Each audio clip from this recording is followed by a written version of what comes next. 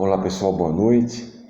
É com grande alegria que nós retornamos a este canal para podermos então refletir um pouco a respeito dos ensinamentos de Jesus, do seu Evangelho. Queremos agradecer mais uma vez aos nossos irmãos do Centro Espírita Teolindo Alves, nossos amigos que permitem que nós possamos utilizar este canal para levarmos um pouco mais a respeito do Evangelho de Jesus, a todos vocês. Nesse instante pedimos então a Deus que nos ilumine a todos nós, para que possamos abrir as nossas mentes ao entendimento do Evangelho desta noite e que possamos aplicá-lo em nossas vidas, no nosso cotidiano. E o Evangelho que nós vamos hoje comentar, ele está no capítulo 6, o Cristo Consolador, e o item é o jugo leve. E este item diz o seguinte: Vinde a mim, todos os que andais em sofrimento e vos achais sobrecarregados, e eu vos aliviarei. Tomai sobre vós o meu jugo e aprendei de mim, que sou manso e humilde de coração, e achareis descansos para vossas almas, porque o meu jugo é suave e o meu fardo é leve. Isso está em Mateus, no capítulo 11, versículos de 28 a 30. E aí Kardec complementa: todos os sofrimentos, misérias, decepções, dores físicas, perdas de entes de seres queridos, encontram sua consolação na fé no futuro e na confiança na justiça de Deus, que o Cristo veio ensinar aos homens. Sobre aquele que, pelo contrário, nada espera após esta vida, ou que simplesmente duvida, as aflições pesam com todo o seu peso, e nenhuma esperança vem abrandar sua amargura. Eis o que levou Jesus a dizer: Vinde a mim, vós todos que estáis fatigados, e eu vos aliviarei. Jesus, entretanto, impõe uma condição para a sua assistência. É para a felicidade que promete aos aflitos. Essa condição é a da própria lei que ele ensina. Seu jugo é a observação dessa lei, mas esse jugo é leve e essa lei é suave, pois que impõe como dever o amor e a caridade. Muito bem. Então, esse ensinamento de Jesus, isso que nós colocamos agora há pouco, ele nos apresenta uma das mais lindas, nós podemos dizer assim, e consoladoras afirmações do nosso Mestre de Nazaré. Ele nos mostra o quanto a sua atitude, sempre como educador, educador celeste, consciente do seu compromisso para conosco, seus eternos aprendizes. E como foco principal desse texto evangélico, nós temos aí o próprio tema, o seu jugo, o jugo de Jesus, que ele nos apresenta como sendo suave. E eu gostaria de iniciar a nossa conversa com uma passagem do livro A Luz do Consolador, da dona Ivone do Amaral Pereira, que eu passo a ler então o seguinte, e ela diz o seguinte: o jugo a que Jesus se reporta é justamente a sua doutrina, o conhecimento e a prática das regras de bem viver expostos no Sermão da Montanha e na Revelação Espírita. É a prática do amor, os deveres da caridade, a consciência dos princípios das leis eternas e sua observância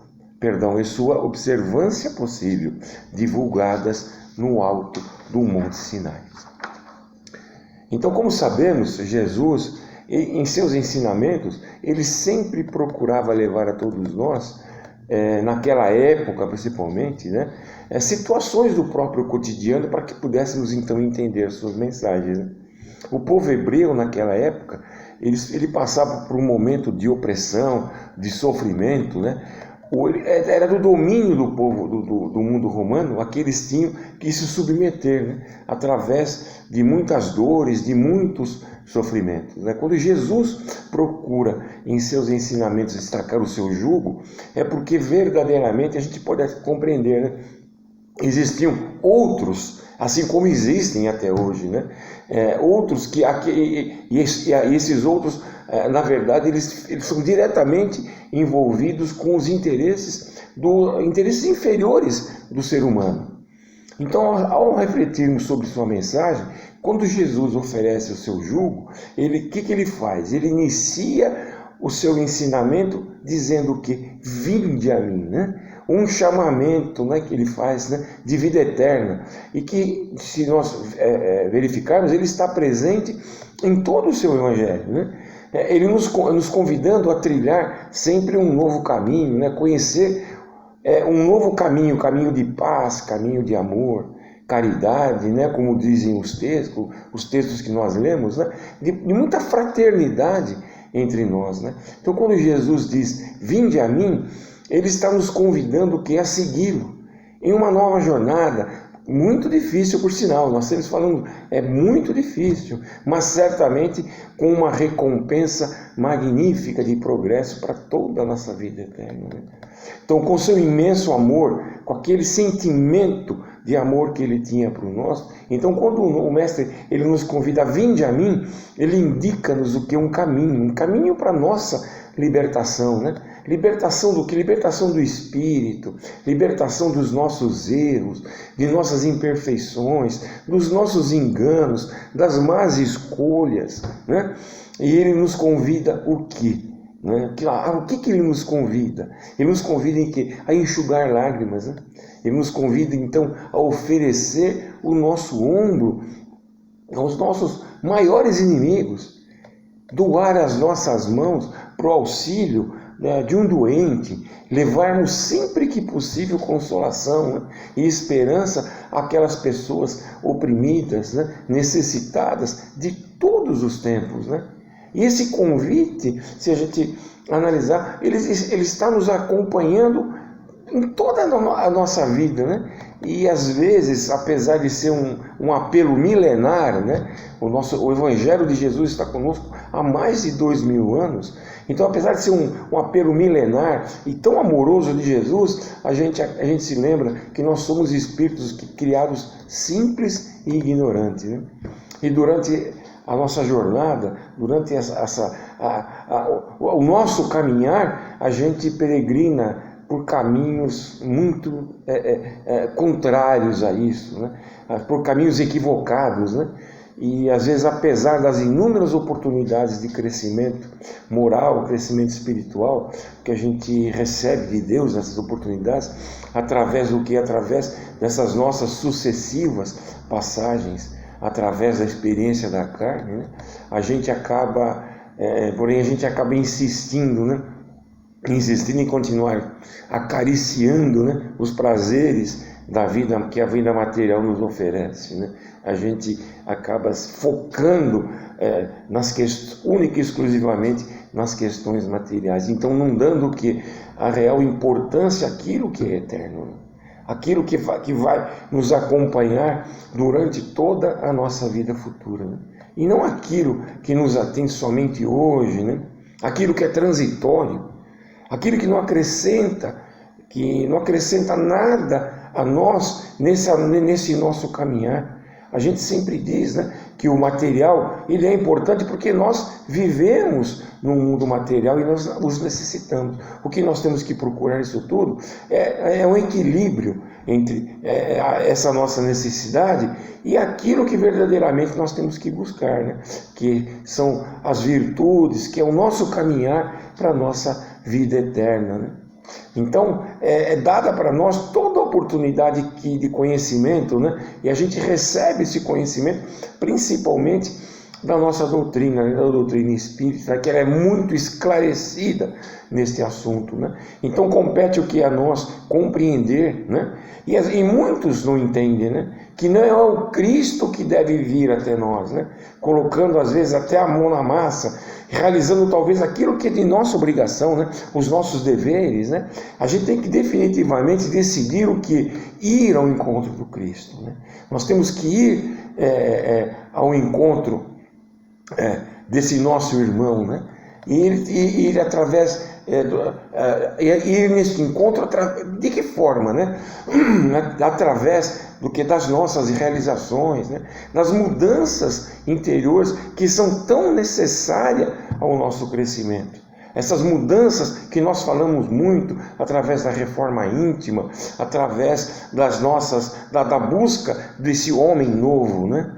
Então, e que nós temos que fazer, nós temos nada mais é que aproveitar as ocasiões que Deus nos oferece no nosso dia a dia, no nosso cotidiano. Às vezes nós procuramos coisas enormes para poder realizar, quando no pequenino Deus espera que a gente atue, né? No olhar, num aperto de mão, num copo d'água, né? Numa palavra diferente, né? E isso tudo transformar o quê? Transformar isso numa prática usual, né? De amor ao próximo e de crescimento espiritual. Então, quando Jesus ele nos convida, vinde a mim, todos vós que estáis cansados, né?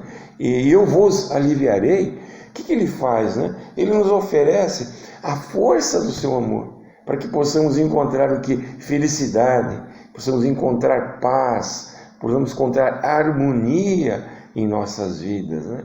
E através desse texto, né, do texto que nós lemos, Jesus, inclusive, ele diz também: tomai sobre vós o meu jugo e aprendei que sou manso e humilde de coração, e encontrareis descanso para a vossa alma, porque o meu jugo é suave e o meu fardo é leve. O jugo que nosso irmão nos oferece, assim como nós lemos no texto da dona Ivone do Amaral Pereira, é o jugo do quê? É o jugo do amor incondicional, do perdão das ofensas, da fraternidade, né? De nós podemos utilizar todo esse amor na relação que nós temos que buscar entre nossos irmãos. Afinal de contas, nós não vivemos isolados, nós vivemos em sociedade. O mundo não vai se transformar porque eu me transformo. O mundo vai se transformar porque a humanidade precisa se transformar, né? Então todos nós necessitamos um dos outros, né? E o que nos aperfeiçoa, nos educa, né? E nos auxilia no caminhar do quê, né? Dessa escola que é chamada o quê? Essa escola é chamada vida, né? Essa oportunidade que Deus nos dá, né, de nós realmente podermos realizar, de nós podermos crescer. Pai amoroso, Pai fantástico, misericordioso, e nós nos esquecemos invariavelmente disso, né? Nós temos que estar sempre com esse amor presente em nossos corações. É a isso que Jesus nos convida, né?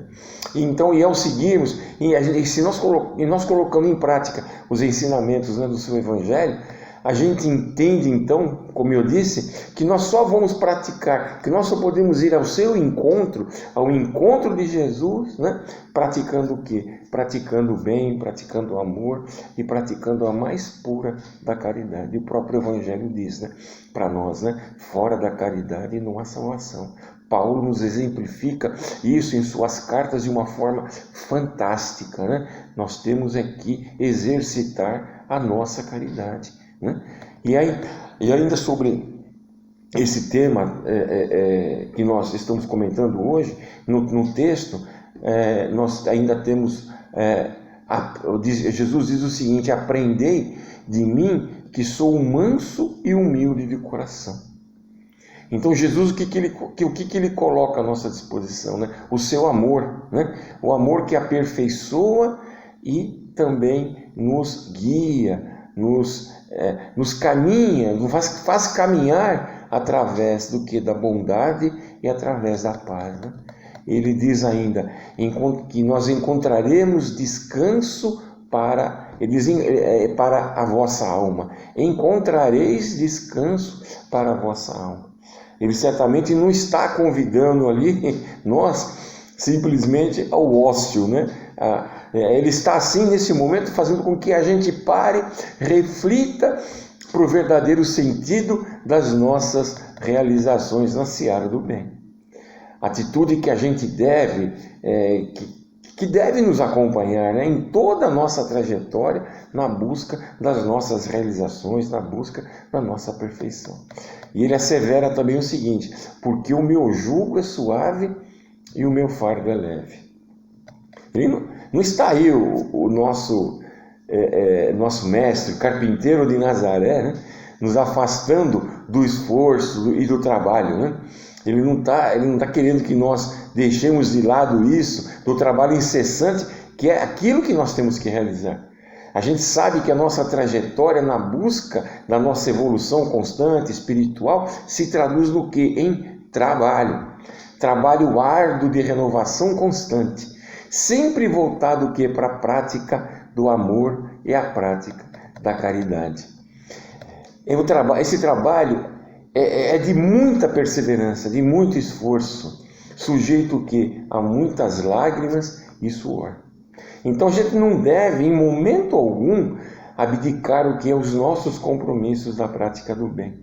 A gente não deve colocar em nossos objetivos principais nossa busca pelo eu, traduzidos o que? Pelo nosso orgulho, pelo egoísmo, que somente o que? Nos atrasa em nossa marcha evolutiva.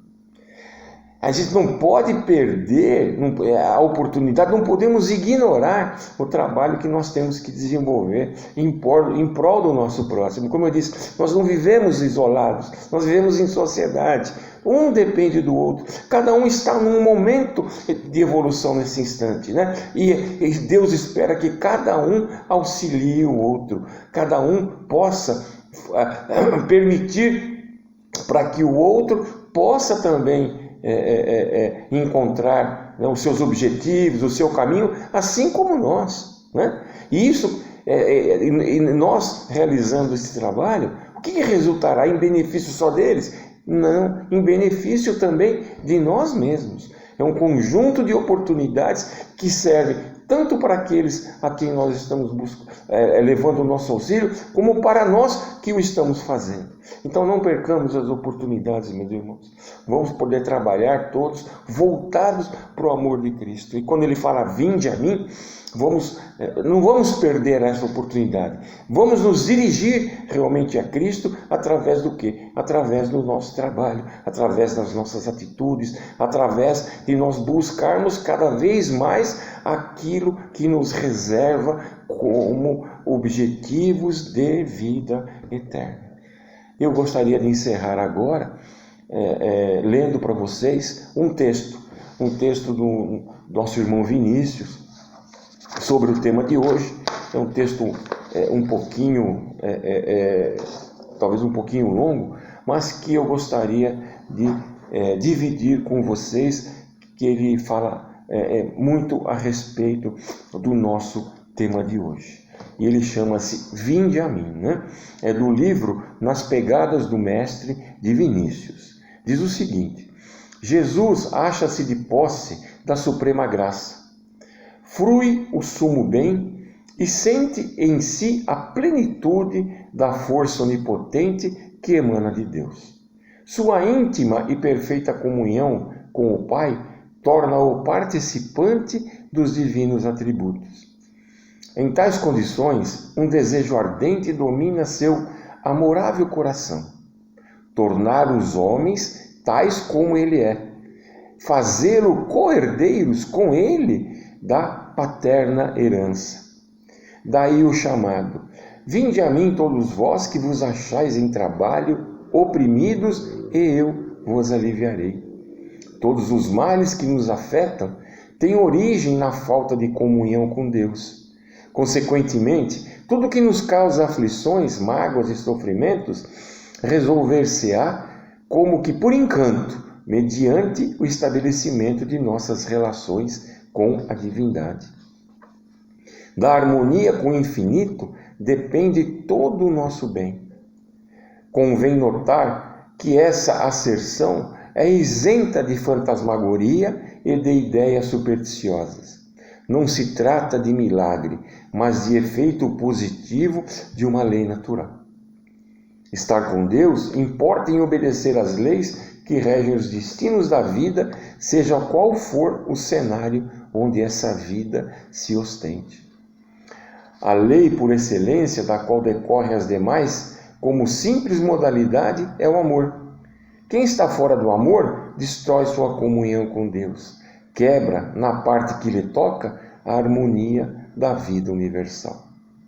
O chamamento de Jesus, vinde a mim, é o apelo do amor, é a aspiração de uma alma transbordante desse sentimento que anseia por comunicá-lo ao outrem. O vinde a mim significa, portanto, ide a vós, ide uns aos outros, amai-vos mutuamente. Por mais paradoxal que esta interpelação possa parecer, ela é, contudo, a expressão da verdade. Jesus, chamando-nos a si, pretende lançar-nos nos braços uns dos outros, irmanando nossos ideais, fundindo nossos espíritos numa unidade. A vida terrena é cheia de asperezas e amarguras, porque os homens vivem divorciados do amor. Não procedem como irmãos, mas antes como adversários, cujo interesse está em se destruírem reciprocamente. O caminho para irmos a Jesus é um só, e consiste, como já ficou dito, em irmos uns aos outros, em vazarmos nos corações dos outros nossas mágoas e nossas aflições. Enquanto permanecemos em atitude reservada, cheios de desconfianças, vendo em cada irmão nosso um competidor a aniquilar, ou um inimigo a vencer, havemos de suportar os males que nos afligem e perseguem desapiedadamente. A pedra de tropeço que nos embarga o passo, conservando-nos distanciados do Senhor, é o orgulho. O orgulho é uma das formas mais funestas assumidas pelo egoísmo. Por isso, o mensageiro do amor, o inigualável médico das almas, que conhece a fundo todas as particularidades de nosso ser, oferece o remédio que carecemos. Aprendei de mim, que sou manso e humilde de coração, e achareis descanso para as vossas almas. Em outras palavras, combatei o orgulho cultivando a humildade, e achareis pronta solução para todos os problemas que vos afetam. O orgulho é o fardo pesado, o jugo férreo que confrange os corações. O amor, pelo contrário, é o peso leve, é o jugo suave que encanta, que inebria o espírito, despertando nele as mais doces e ternas vibrações. Muito obrigado, meus irmãos, pela oportunidade. Tenham todos uma boa noite e fiquem com Deus.